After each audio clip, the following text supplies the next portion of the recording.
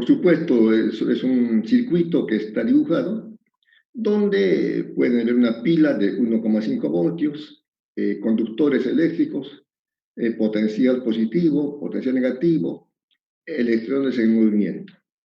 Esto más detalladamente vamos a ver en esta clase. Entonces, corriente eléctrica es el tema de esta clase. Corriente eléctrica.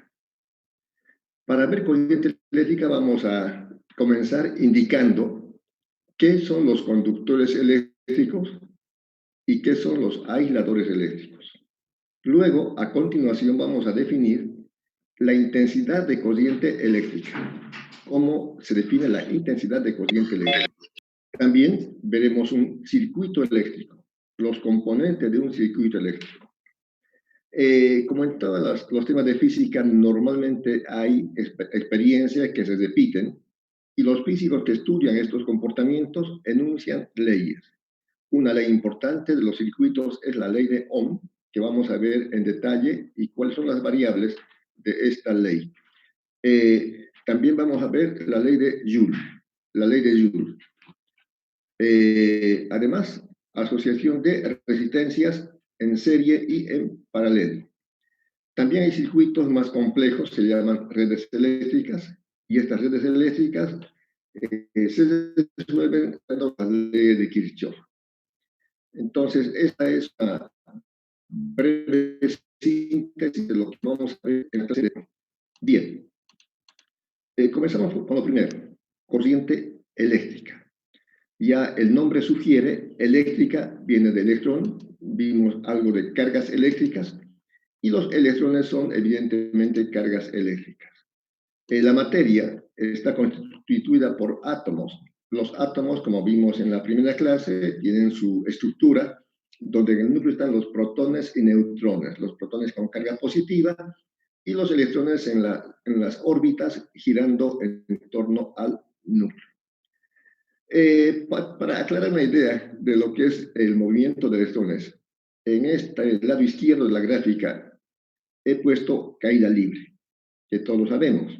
Entonces, cuando una esferita naranja, un cuerpo cualquiera, está a cierta altura del piso, a cierta altura, si lo soltamos, por supuesto, la esferita cae del nivel más alto al nivel más bajo. Hay una altura h entre el piso y la posición inicial de la esferita. Cae con cierta velocidad, con cierta aceleración, etc. Lo que quiero destacar es, para que el cuerpito, la esferita, se mueva, tiene que haber una diferencia de alturas. Imagínense que la esferita está en el piso. Entonces ya no hay donde caiga, ya no hay diferencia de altura. Para que la esferita se mueva, el cuerpito se mueva, tiene que haber una diferencia de alturas. Esa diferencia de alturas permite que este cuerpo pequeño caiga, se mueva del nivel más alto hacia el nivel más bajo. La flecha indica la dirección del movimiento. Esto lo puse para de alguna manera entender de una manera mejor lo que es la corriente eléctrica. Para que haya una corriente eléctrica, tiene que haber una diferencia de potencial, que lo hemos abreviado nosotros de dP con minúsculas. Diferencia de potencial. Entonces, cuando hay una diferencia de potencial entre el punto y B, entonces el conductor está constituido por átomos. Aquí hay unos pequeños dibujos donde se está mostrando el átomo esquemáticamente. En la parte central hay un punto azul, que sería el núcleo, que están los protones y neutrones. Y en la órbita están los electrones. Esos puntos rojitos son los electrones que están girando. Evidentemente, este es un esquema, apenas hay una órbita. Ustedes saben que átomos que tienen 4, 5, 20, 70 electrones en sus órbitas. Entonces, cuando hay una diferencia de potencial, algunos electrones de la última órbita abandonan su órbita y empiezan a moverse del potencial más alto hacia el potencial más bajo. Aquí estamos viendo en la parte inferior, ya los electrones abandonaron su órbita y están moviéndose hacia el potencial más bajo, que es el punto B. Entonces, en resumen, una corriente eléctrica es un movimiento de electrones a través de un conductor. Lo voy a repetir. La corriente eléctrica es el movimiento de electrones a través de un conductor. ¿Por qué se mueve? Porque hay una diferencia de potencial. Hay una diferencia de potencial. ¿Cómo se mueve? Del potencial más alto, normalmente positivo, hacia el potencial más bajo, que es negativo. También algunos llaman, en lugar de decir corriente, flujo. La corriente eléctrica es el flujo de electrones, a través de un conductor. Reitero, se mueven los electrones del potencial más alto positivo hacia el potencial más bajo, que es negativo. También quiero decirles que no es lo mismo la velocidad de propagación de los electrones. La velocidad de propagación de los electrones es muy baja. Es muy diferente a la velocidad de propagación de la corriente eléctrica. Entonces, eso hay que también marcar la diferencia. En resumen, ¿qué origina la corriente eléctrica? Una diferencia de potencial. ¿Qué es la corriente eléctrica? Es el movimiento de electrones a través de un conductor. Bien, normalmente hay materiales que se llaman conductores de la corriente eléctrica. Conductores de la corriente eléctrica. Estos conductores tienen electrones de conducción y dejan pasar fácilmente la corriente eléctrica. Imagínense, por ejemplo, voy a exagerar, la doble vía a Montero. Entonces es una carretera asfaltada, sería como un conductor, donde las movilidades van con mucha facilidad por el camino asfaltado, porque el camino de hecho es un conductor. Entonces hay materiales, sustancias, compuestos, elementos que son buenos conductores. ¿Por qué? Porque cuando hay una diferencia de potencial, entonces fácilmente abandonan o dejan que salgan los últimos electrones, no todos, no todos. Por ejemplo, el cobre tiene 29 electrones y el cobre es un buen conductor. Cuando un conductor de cobre o por un conductor de cobre circula la corriente eléctrica, entonces unos cuantos electrones abandonan sus orbitales y se mueven en dirección del potencial alto al potencial bajo. En resumen, los conductores son aquellos elementos o compuestos que tienen electrones de conducción y dejan pasar fácilmente la corriente eléctrica. En el ejemplo tenemos los metales: aluminio, hierro, cobre, acero, bronce, metal galvanizado, latón, en general todos los metales. El mejor conductor es el oro, por supuesto. Y no hay cables de oro en las instalaciones eléctricas porque, imagínense, no duraría mucho, se los robarían. El cobre sí, aparte que los metales tienen otras propiedades como maleabilidad, ductilidad, se pueden hacer alambres finos de cobre, etc. Entonces, conductores, como el nombre indica, conducen la corriente eléctrica, dejan pasar fácilmente la corriente eléctrica. En cambio, hay otros materiales que no dejan pasar la corriente eléctrica. Estos se llaman no conductores o aisladores. La porcelana, el vidrio, la madera, el algodón, los plásticos, entonces no dejan pasar la corriente eléctrica. Por más diferencia de potencial que haya, los electrones no abandonan sus órbitas, por consiguiente no pasa la corriente eléctrica.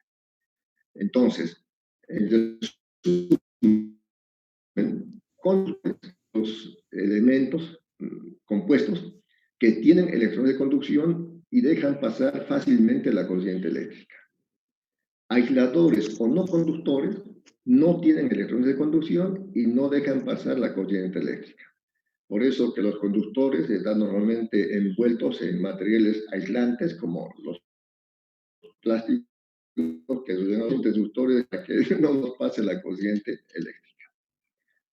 Hay también lo que se llama la resistencia eléctrica. Como el nombre indica, la resistencia se opone al movimiento de los electrones. Es la oposición al paso de la corriente eléctrica. Por ejemplo, en los conductores, la oposición es mínima. En realidad, todos presentan resistencia. Pero en los conductores, los electrones se mueven con cierta facilidad en los conductores. En cambio, en otros, recuerden que no todos los átomos o no todos los electrones abandonan su órbita. Un electrón que sale choca con un átomo, puede retroceder, volver, etc. Hay resistencia, pero pasa la corriente eléctrica, con dificultad pasa. Yo ponía el ejemplo de conductor, por ejemplo, la doble vía a Montero, la carretera. Entonces, ese es un camino asfaltado, seguro, amplio, por donde fácilmente se conducen las movilidades. En cambio, si nos vamos, por decir algo, a Porongo, ¿no? O por esa zona, hay camino arenoso, hay que cruzar quebradas, eso sería una especie de resistencia al paso de movilidades, en este caso, que hay que cruzar el agua, ir más despacio, hay mucha arena, etc. Entonces, en este caso, los mismos átomos o moléculas están haciendo resistencia, pero pasa. Entonces, la resistencia es la oposición al paso de la corriente eléctrica, pero pasa. Bien, la primera definición en este caso se llama la intensidad de corriente eléctrica. La intensidad de corriente eléctrica. Hemos dicho, ¿qué es la corriente eléctrica? El movimiento de electrones a través de un conductor. Aquí en la gráfica se ha dibujado un alambre de sección circular. Un alambre de sección circular. Entonces, este tiene un espesor, el grosor del alambre. Se llama la sección normal. O sea, la sección, este rectángulo, está identificando a la sección del alambre, que es la superficie perpendicular a la longitud del alambre. Es un plano normal. Normal significa perpendicular. Cuando hay una diferencia de potencial, los electrones, dije, van del potencial positivo hacia el potencial negativo, del potencial más alto hacia el potencial más bajo. Entonces, está pasando esta carga. De ahí que se define una definición que relaciona cuánta carga que pasa en cuánto tiempo. A esa relación se llama intensidad de corriente eléctrica. Aquí lo voy a encuadrar.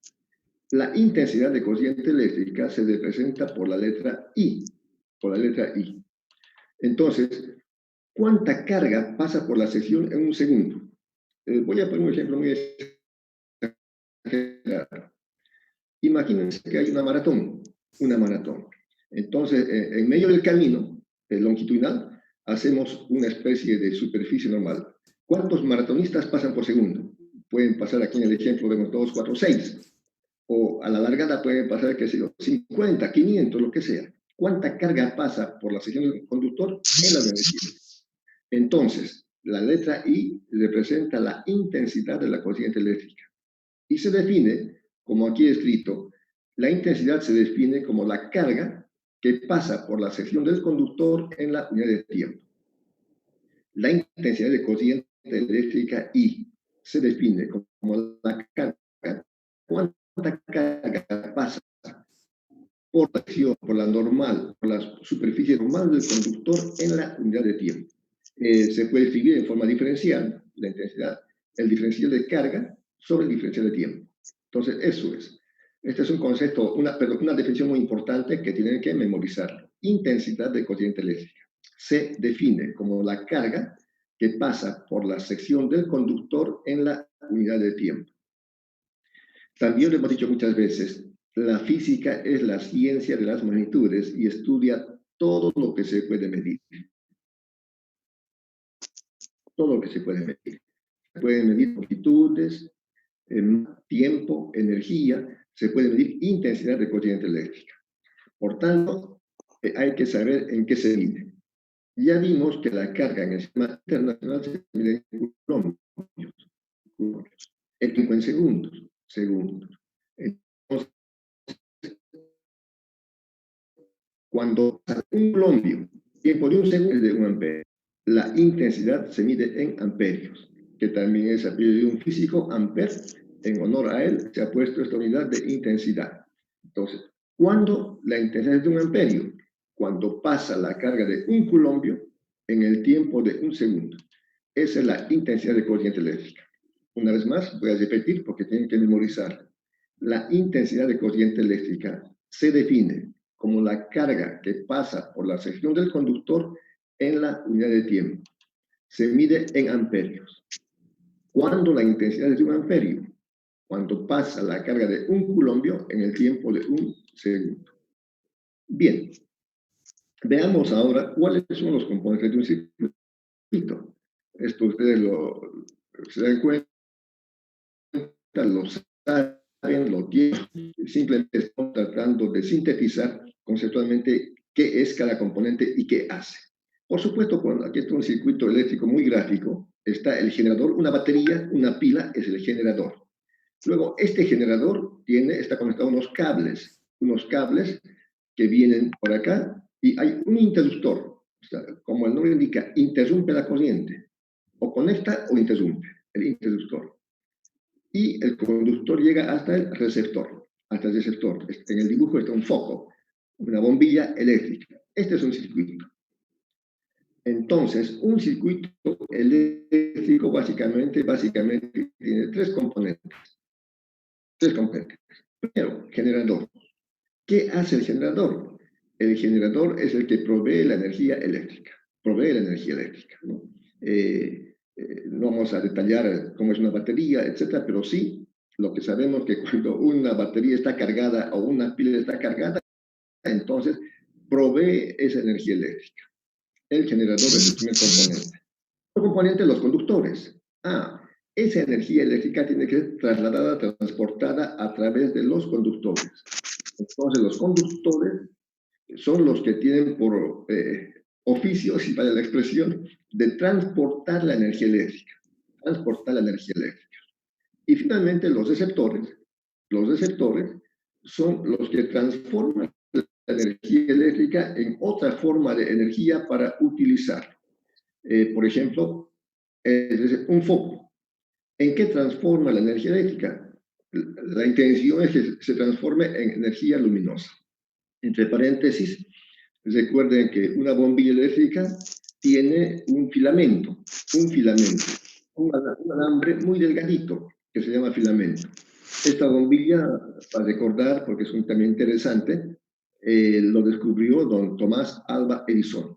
Entonces, él vio que cuando pasa la corriente eléctrica por un alambre, entonces este se calienta. Y puede calentarse tanto que puede iluminar. Eso pasa en el filamento de un foco, de una bombilla eléctrica. Este señor no experimentó una vez, ni dos veces, ni 50 veces, ni 100 veces, muchas veces. Tomás Alva Edison experimentó esto muchas veces, hasta descubrir y hacer lo que es la bombilla eléctrica. Hacer un paréntesis, una anécdota que me pareció muy interesante. Cuando Tomás Alva Edison estaba en la escuela, seguramente primero básico o segundo básico,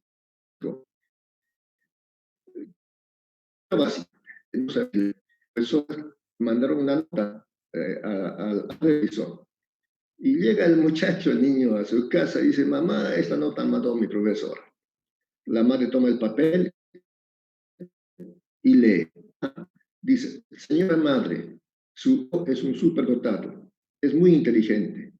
Aquí no podemos enseñarle nada. Enséñele usted en su casa. Eso le hizo su madre. Y Tomás Edison es lo que ha sido un inventor, descubridor intelectual destacado. Cuando murió la madre de Tomás Edison, él fue, por supuesto, como todo hijo, a ver parte de la y encontró la hojita que mandó la profesora.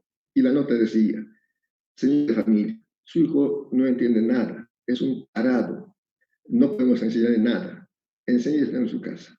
Entonces, fíjese la sabiduría de esta madre, que le dijo todo lo contrario a Tomás Edison.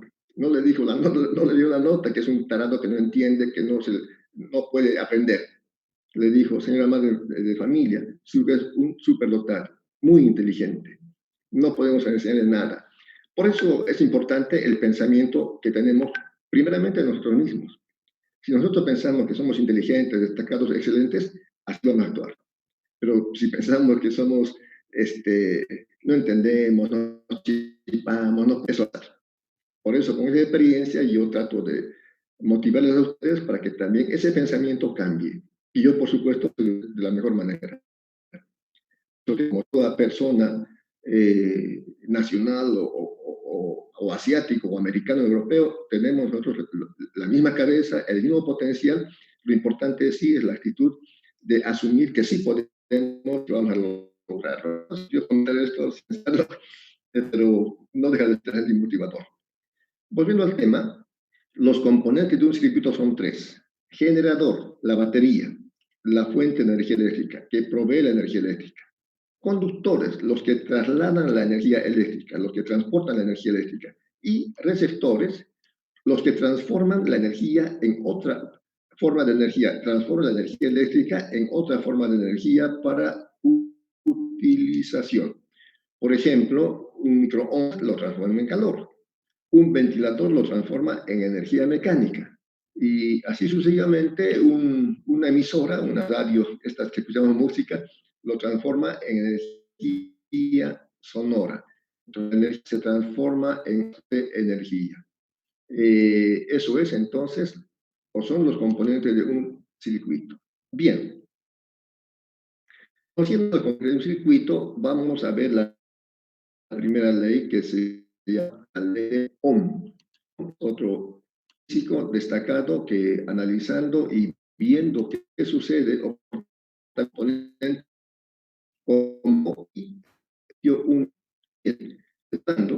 el circuito tiene un generador, una pila.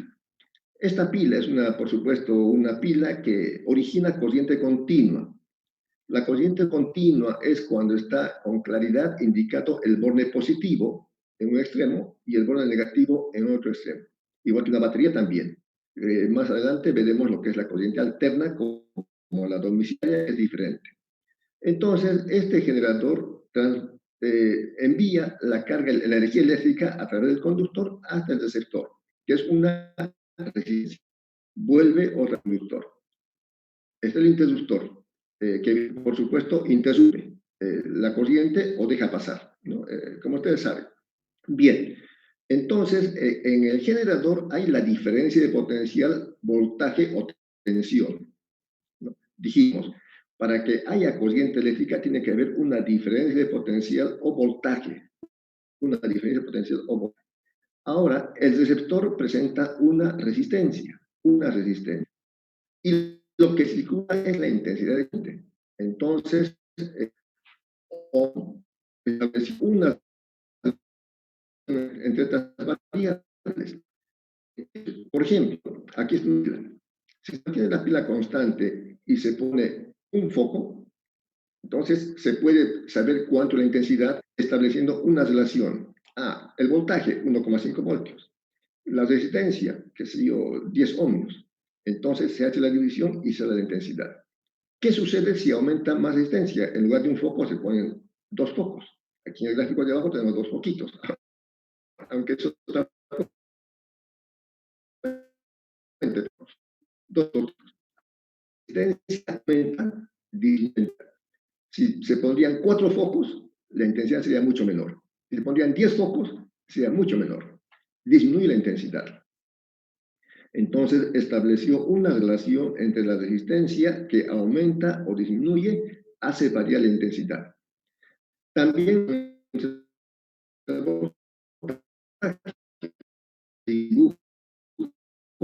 pilas internas ponen 2 pilas, o 3 pilas, o 4 pilas.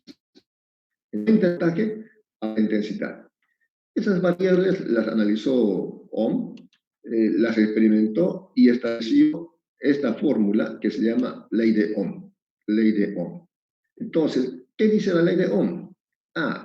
Dice que cuando la intensidad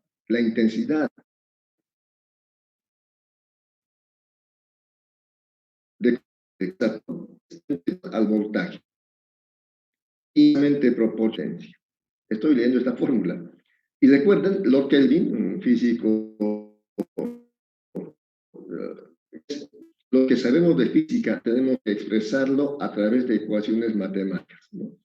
Por eso, que es una relación de 3 variables, de intensidad I, que pasa por un circuito, es directamente proporcional al voltaje, inversamente proporcional.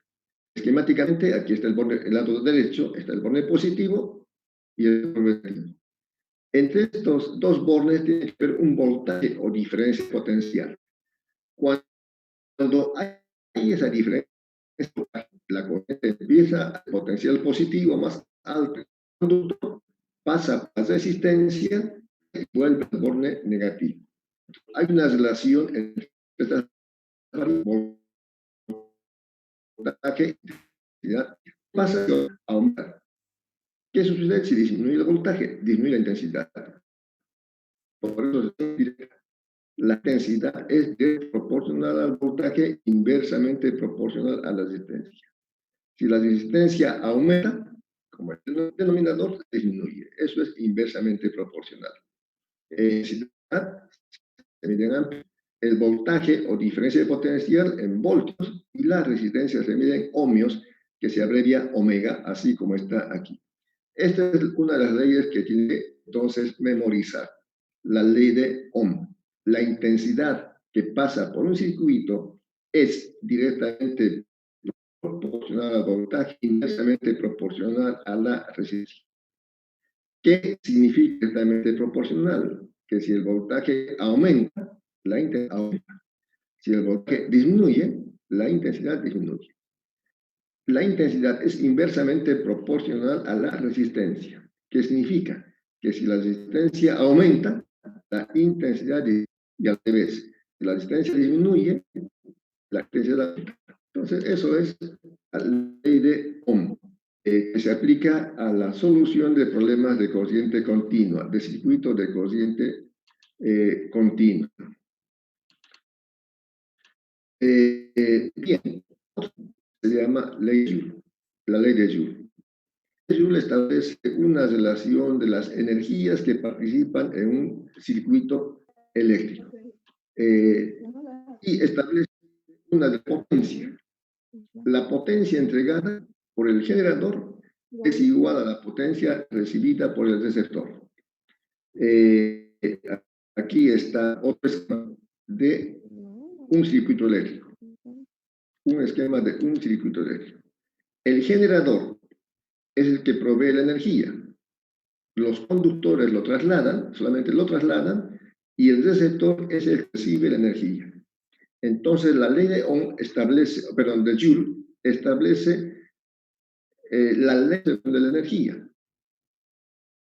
La potencia es en la unidad de tiempo.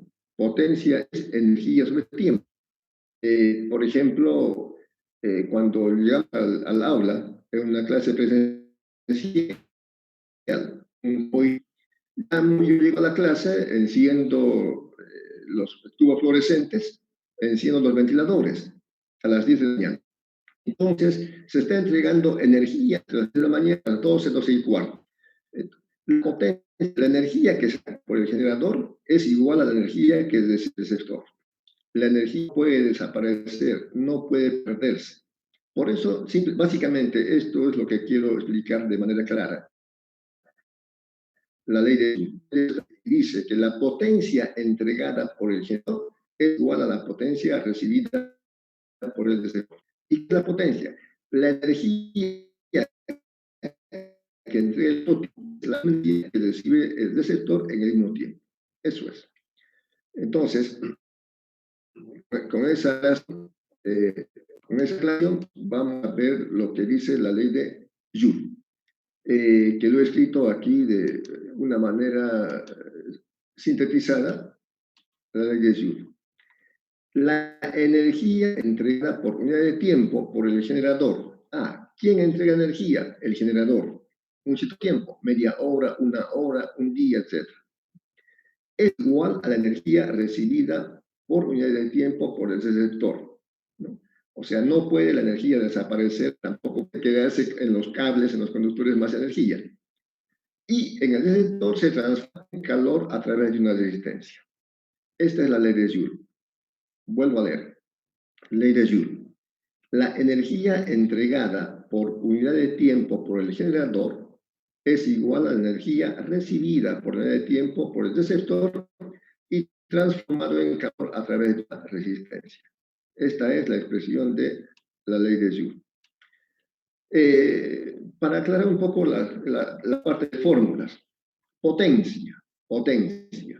Si se acuerdan de conocimientos básicos, ¿qué es la potencia? La potencia, aquí está la potencia es el trabajo realizado en unidad de tiempo. Potencia P es el trabajo realizado en la unidad de tiempo. O sea, trabajo sobre tiempo. También se llama la rapidez con que se hace el trabajo. Ahora, para ponerlo en términos de los conceptos o de definimos hace tiempo lo que es el potencial eléctrico. Aquí está B, labial mayúscula, potencial eléctrico, es el trabajo realizado por unidad de carga.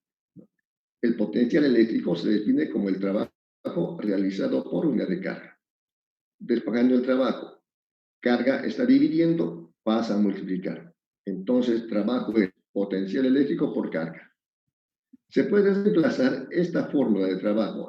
El trabajo, en el tema eléctrico, el trabajo es igual al potencial eléctrico por la unidad de carga. Reemplazamos.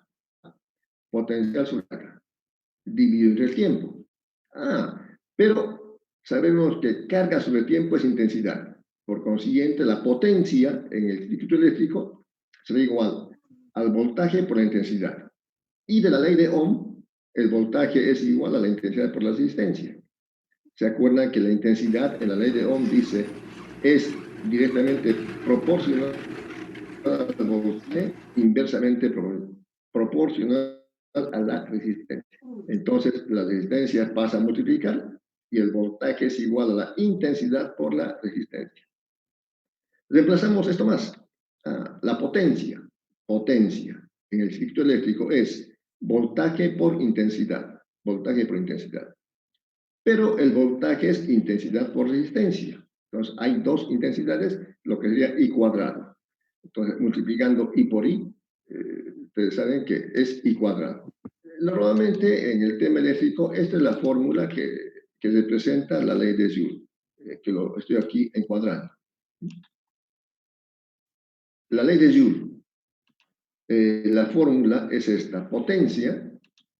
La potencia disipada en una resistencia es igual a la intensidad de corriente al cuadrado por la resistencia. La potencia, por supuesto, se mide en watts. Recuerden, potencia, trabajo. El trabajo se mide en julios, el tiempo en segundos. Julio sobre segundo es watt. Entonces, en el sistema internacional, directamente la potencia se mide en watts. La potencia, intensidad en amperios al cuadrado por resistencia en ohmios da directamente watts. Esta es la segunda ley importante en los circuitos eléctricos.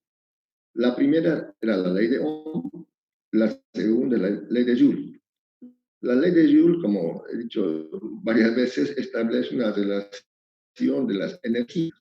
La ley de conservación de la energía establece que la energía no se crea ni se destruye. El generador entrega energía en un cierto tiempo. Esa energía en su totalidad lo recibe el receptor y lo transfiere en calor a través de una resistencia. Esa es entonces la ley de Joule. En resumen, la ley de Joule establece que la potencia entregada por el generador es igual a la potencia recibida por el receptor. ¿Cuál es la potencia entregada por el generador? Esta potencia, I cuadrado por R, la intensidad al cuadrado por la resistencia. Esa es la ley de Joule. Hablando de resistencias, como dijimos, la resistencia es la oposición al paso de la corriente eléctrica. Es la oposición al paso de la corriente eléctrica y pueden asociarse en serie o en paralelo. Ahí pueden apreciar un dibujo de una asociación en serie.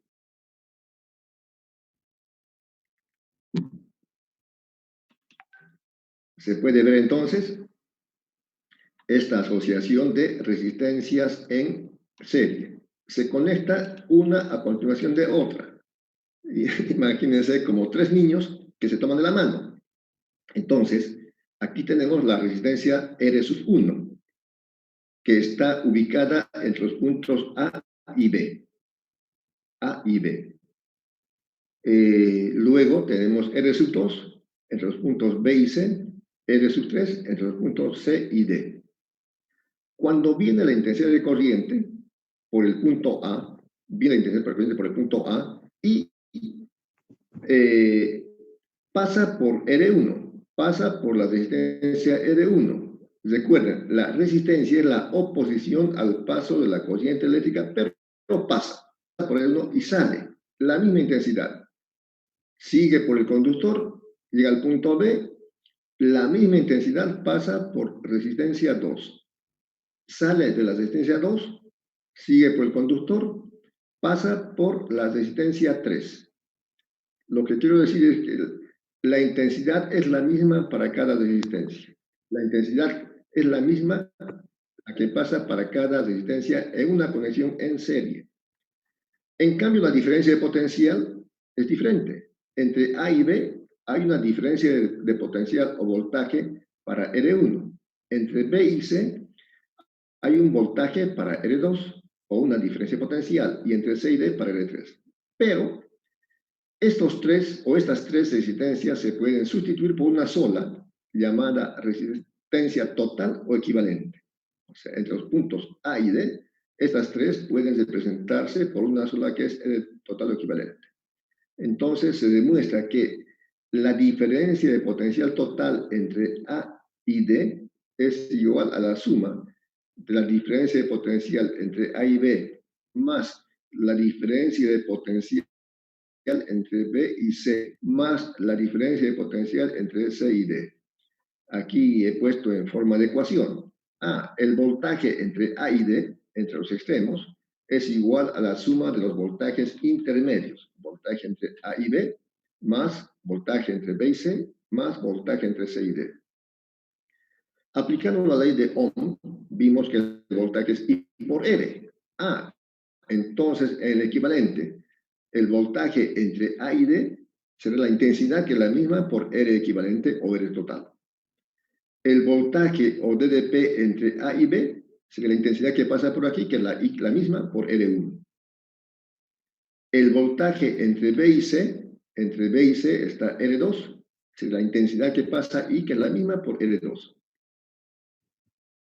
Similarmente, el voltaje entre C y D será la intensidad I que pasa por R3. Y como la intensidad es la misma, se simplifica y queda esta fórmula que he puesto con color rojo. La resistencia total o equivalente en una conexión en serie es igual a la suma de las resistencias individuales. En resumen, yo preguntaré, ¿cuáles son las características de una asociación de resistencias en serie?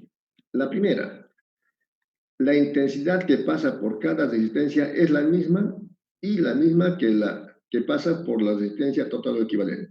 La intensidad que pasa por cada resistencia es la misma y es también la misma la que pasa por la resistencia total o equivalente. Primera. Segunda, la diferencia de potencial total es igual a la suma de las diferencias de potencial individuales. La diferencia de potencial total es igual a la suma de las diferencias de potencial individuales. Y la última, la resistencia total o equivalente es igual a la suma de las resistencias individuales. Entonces, estas son las características de una asociación de resistencias en serie. La otra forma de asociarlas se llama en paralelo. Aquí pueden ver el dibujo en paralelo.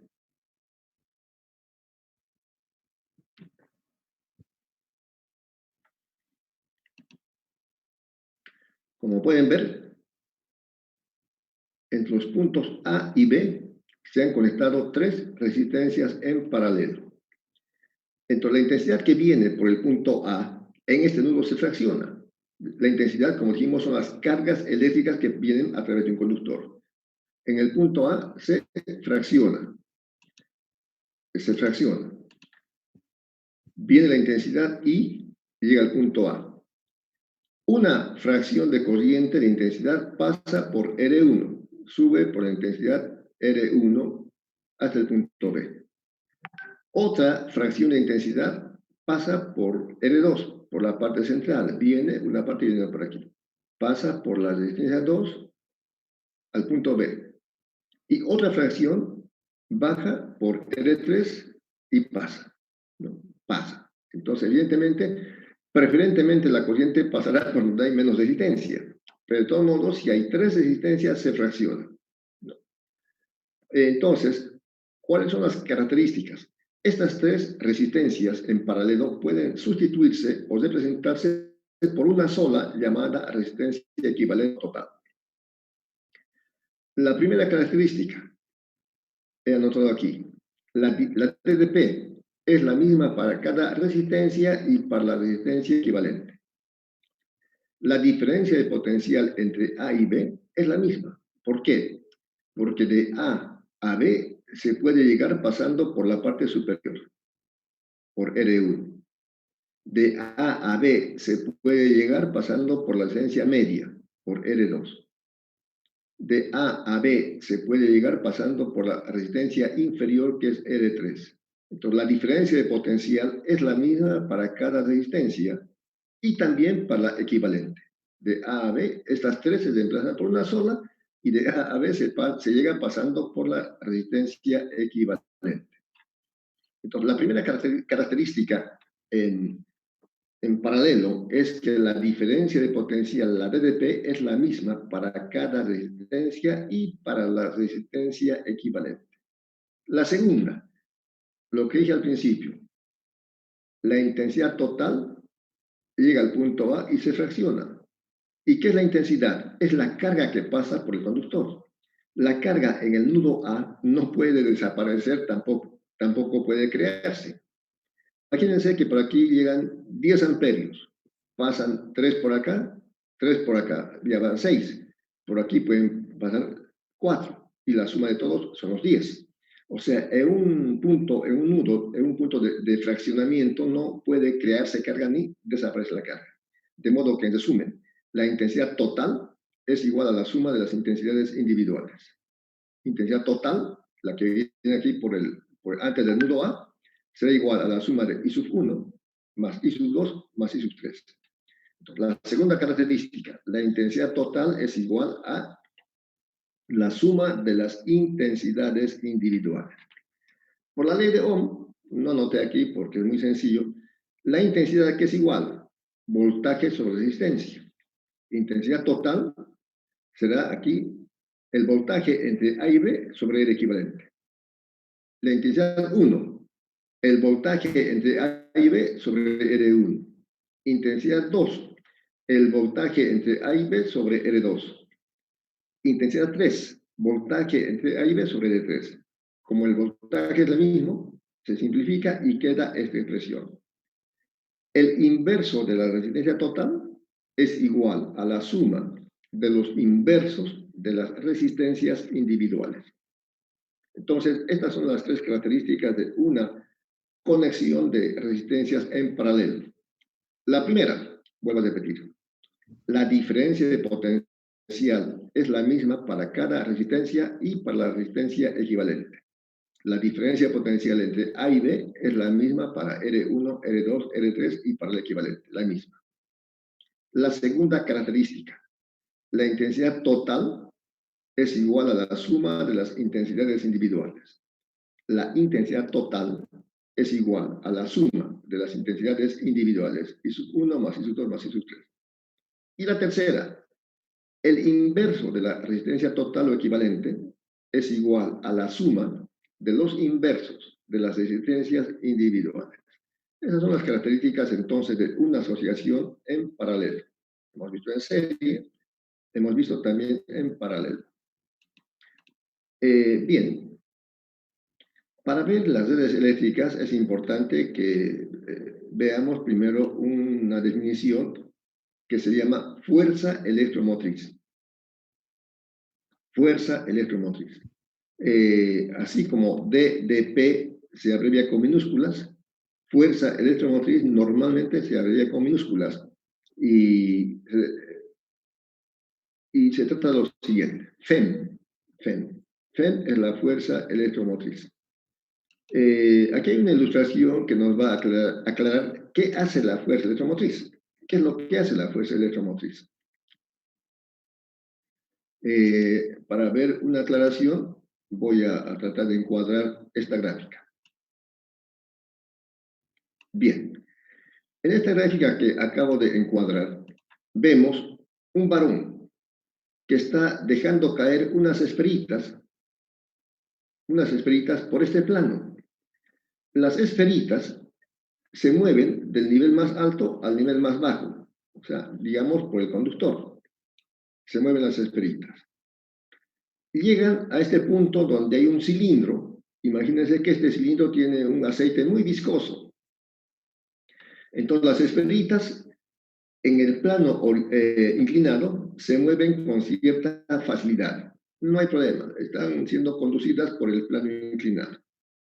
Cuando llegan a este cilindro que contiene, supongamos, un aceite viscoso, pasan con dificultad, ¿no? Hay mucha fricción. El aceite viscoso no permite que fluyan rápidamente. Si fuera vacío, cae en caída libre, pero como es aceite viscoso, caen con resistencia. Pasan con dificultad, más lentamente, pero salen. Cuando salen otra vez al plano inclinado, van del nivel más alto al nivel más bajo y se quedan ahí. Ahí se quedarían. Así como dije en el primer ejemplo, si un cuerpo se lanza de un lugar alto, cae del nivel más alto al nivel más bajo, ahí se queda. Ahora, ¿qué hace el varón? El varón lo que está haciendo es levantar las esferitas del nivel más bajo al nivel más alto. Eso es trabajo, ¿no? Se agachan, toma una esferita, como está aquí en la mano, lo levanta, hace el trabajo para subirlo del nivel más alto al nivel más bajo. Aquí lo suelta y la esferita por su cuenta baja. Aquí por su cuenta pasa, etc. Entonces, este trabajo que está haciendo este varón es el trabajo para llevar estas esferitas del nivel más bajo al nivel más alto. Algo parecido sucede en el generador de fuerza electromotriz. Entonces, aquí voy a enmarcarlo. ¿Qué es lo que hace el generador de fuerza electromotriz? Aquí está. Bueno, dijimos, ¿qué es la corriente eléctrica? La corriente eléctrica es el movimiento de electrones a través de un conductor. La corriente se mueve de potencial positivo, alto, positivo, espontáneamente por el conductor para la intensidad de corriente, fácilmente al punto A. Llega a una resistencia. Aquí pasa con cierta dificultad, porque la resistencia se opone al paso de la corriente eléctrica. Sale la corriente eléctrica, las cargas eléctricas llegan al potencial negativo. Ahí tenían que quedarse. Así como las esferitas del nivel más alto vienen por el plano inclinado con facilidad, pasan por dificultad por la resistencia y otra vez se mueven y se quedan ahí. Entonces, este varón hace el trabajo de subir esferitas. Volviendo al tema eléctrico, las cargas eléctricas, la corriente eléctrica se mueve del potencial alto positivo por el conductor, pasa por la resistencia y se queda en el potencial bajo negativo. El generador de fuerza electromotriz FEM lo que hace es hacer el trabajo para llevar las cargas eléctricas del potencial bajo negativo al potencial alto positivo y así el circuito continúa. Vienen espontáneamente las cargas del potencial alto al potencial bajo. El generador FEM, fuerza electromotriz, hace el trabajo para llevar las cargas del potencial más bajo negativo al potencial más positivo, la suelta, por decirlo así, y el circuito sigue. Entonces, eso es la FEM. ¿Qué es la FEM? Fuerza electromotriz.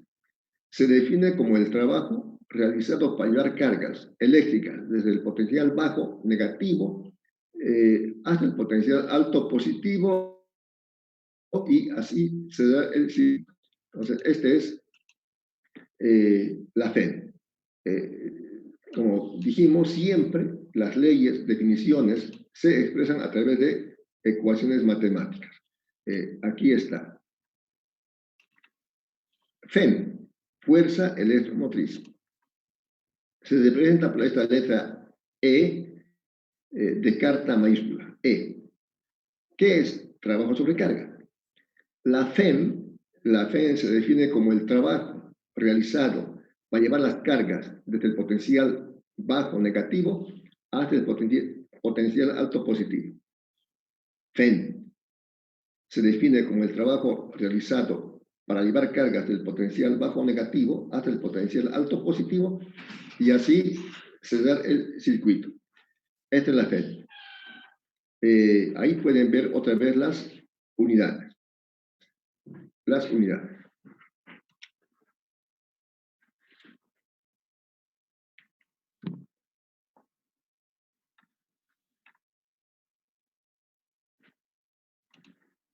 El trabajo que se mide en julios, la carga en colombios. Julios de colombio es voltio. Ahora aquí viene una cuestión interesante. DDP. DDP es la diferencia de potencial. Se representa por la letra B, mayúscula, y se define como el trabajo realizado por unidad de carga, W sobre Q. FEM se representa por la letra E, igual, trabajo por unidad de carga. Entonces, los segundos miembros son iguales. Entonces, ¿cuál es la diferencia entre la DDP y la FEM? Aquí he tratado de explicarlo. La diferencia de potencial hace el trabajo para llevar cargas del potencial positivo al potencial negativo. O sea, tiene que haber una diferencia de potencial en el generador y la DDP hace el trabajo para llevar cargas por el exterior del generador. Las cargas van por el exterior del generador, del potencial positivo al potencial negativo.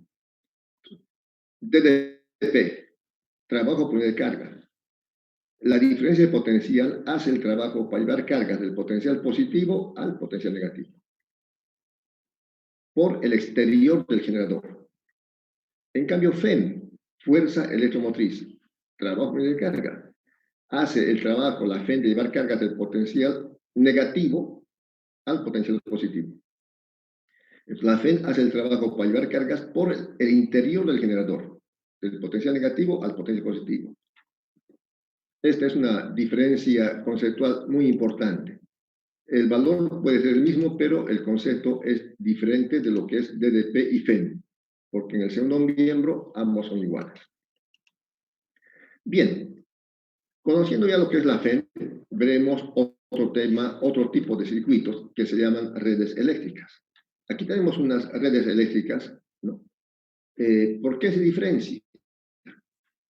Porque una red eléctrica tiene dos o más conductores conectados a resistencias de diferente forma, de forma cualquiera. Esta es un circuito que se llama red eléctrica. Fíjense, aquí tiene un generador que entrega un voltaje de 10 voltios. Generador 1, un voltaje 1. En el mismo circuito está otro generador de voltaje 2, 6 voltios, que está entregando 6 voltios. Tenemos 0, entrega 4 voltios. Entonces, se llama red eléctrica cuando tiene dos o más generadores. En este caso tiene 3 generadores. Y por supuesto, tiene resistencia 1, tiene resistencia 2, 3, ¿cuántas? 1, 2, 3, 4, 5 resistencias. También, no lo mencioné, pero el generador puede que tenga una resistencia interna, que normalmente se representa por la letra R minúscula.